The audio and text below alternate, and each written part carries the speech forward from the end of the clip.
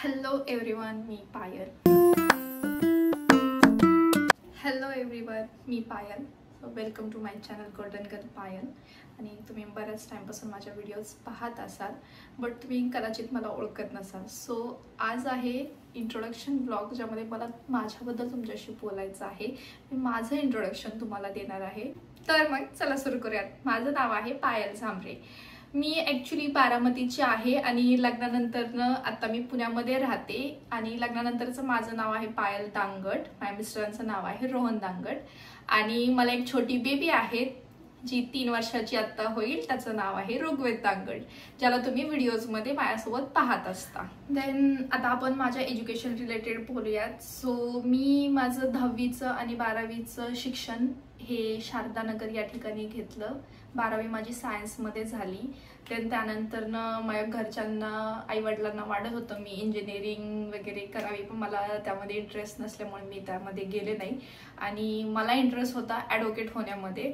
So मी ठरवलेलं की केलं तर हेच करायचं, नाही तर काही नाही करायचं. सो घरच्यांनी पण सपोर्ट केला आणि मी लॉसाठी 5 वर्षाचा कोर्स घेतला, PLLB. सो तो केला. तो माझा कंप्लीट झाल्यानंतर मी थोडे टाइम प्रॅक्टिस केली. अँड देन ते करत असताना मला MBA करण्याची खूपच हौस होती, मला इच्छा होती खूप ते करण्याची. सो मी MBA हे घारगाव या ठिकाणी केलं. आणि त्यानंतर ते करत असतानाच साधारण माझं फर्स्ट सेमिस्टर वगैरे झालं होतं. आणि त्यानंतर मग घरचे जरा स्थळ वगैरे बघू लागले. सो ठीक आहे म्हणलं की जर माझ्यासाठी ओके कोणी असेल तर मी करायला तयार आहे. देन मला रोहन यांचा अचानकच म्हणजे स्थळ आलं आणि लगेच आमचं पाहण्याचा कार्यक्रम झाला, पसंती झाली, लग्न ठरलं. आणि 2020 मध्ये आमचं लग्न पण झालं.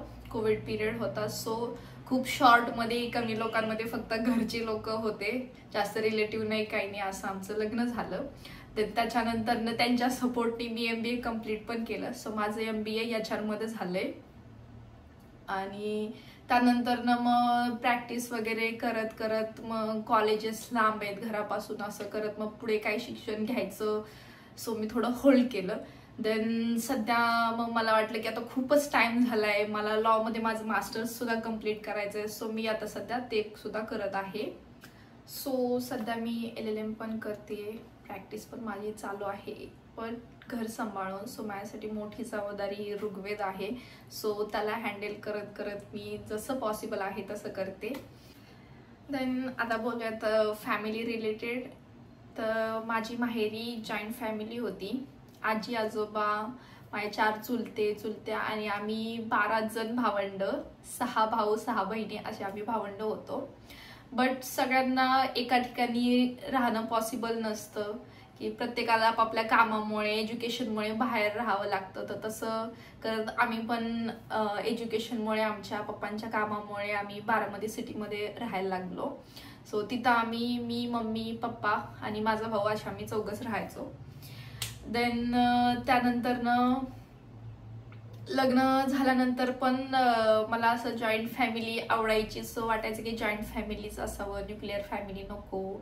सो मला तसंच भेटलं. सो इथं पण जॉईंट फॅमिलीच आहे, फक्त वेगवेगळ्या घरामध्ये राहतो. सो सगळे एकत्र, सगळ्या गोष्टी, सगळे सण, सगळं म्हणजे बर्थडे सेलिब्रेशन हे सगळं एकत्रच असतं, फक्त राहायला वेगळे.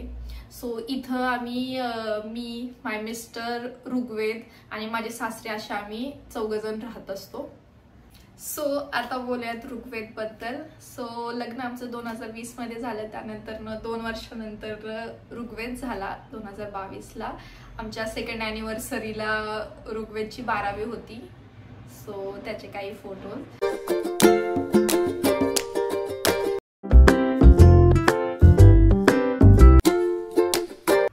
आणि ऋग्वेद झाल्यानंतर मग एकटीला सगळी जबाबदारी आली. बट ते करत करत ऋग्वेद साधारण 6 महिन्याचा होता. त्यावेळी एका केसचा सर्च माझा पेंडिंग होता.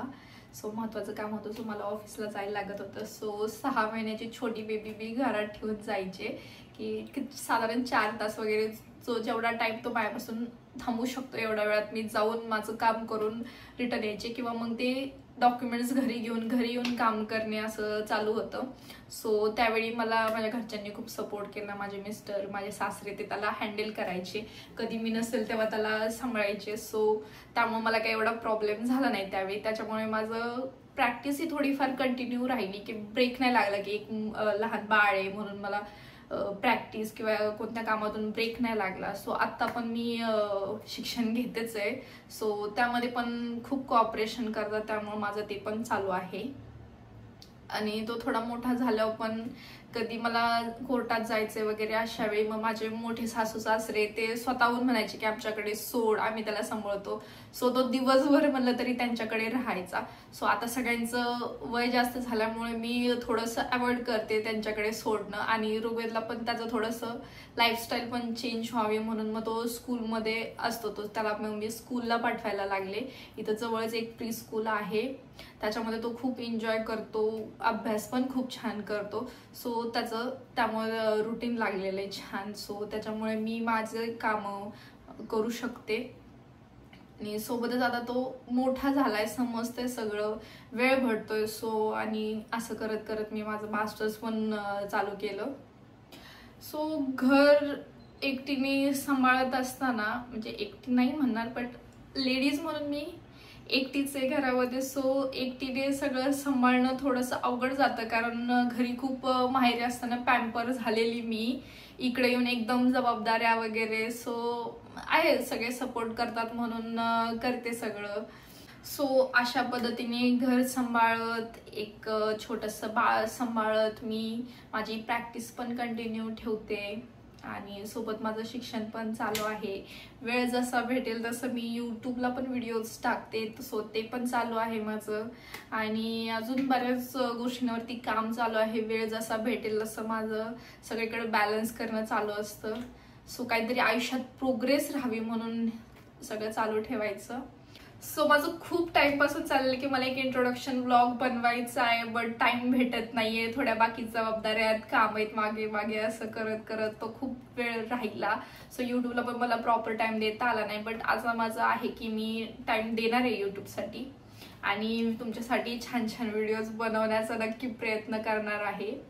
आणि हा माझा इंट्रोडक्शन ब्लॉग तुम्हाला कसा वाटला मला कमेंट करून नक्की सांगा.